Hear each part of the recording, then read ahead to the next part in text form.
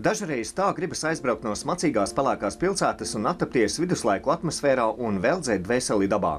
Ja jums nepieciešama atpūta, brauciet uz Krāslavu. Ņemiet līdzi savus draugus, paziņas un viesus no ārzemēm. Tie, kuri izstaigājuši Rīgu krustu šķērs un kuru redzesloks aprobežojas ar vecpilsētu, atklās sev pavisam citu Latviju un sapratīs, cik šī zeme var būt dažāda. Šeit katrs iegūs dvēseles mieru. Keramiķa Valda Pauliņa darbnīcā jūs varēsiet vērot, kā rodas māla izstrādājumi. Jums piedāvās ne tikai skatīties, bet arī pašiem piedalīties procesā.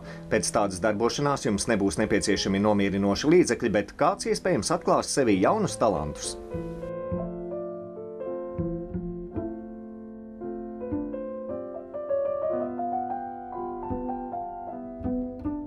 Turisti paliek ar katru gadu interesantāki un prasīgāki, un viņi, paldies Dievam, arī paliek čaklāki. Viņi grib arī vairāk darboties paši.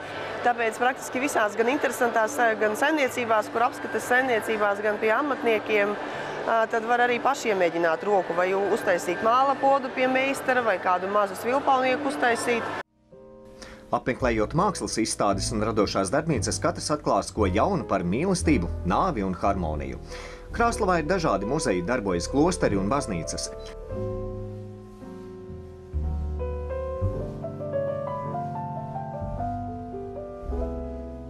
Ziņkārīgākie turisti var apmeklēt vietējās saimniecības un nogaršot medu, sieru, mājas konservus un aromātiskas zāļu tējas. Kas gan ir stress, kad jūs skatāties zirga brūnajās valgajās acīs? Kur pazūd nogurums, kad jūs sežaties seglos? Un kur paliek visa pasaule, kad jūs aulekšojat zirga mugurā?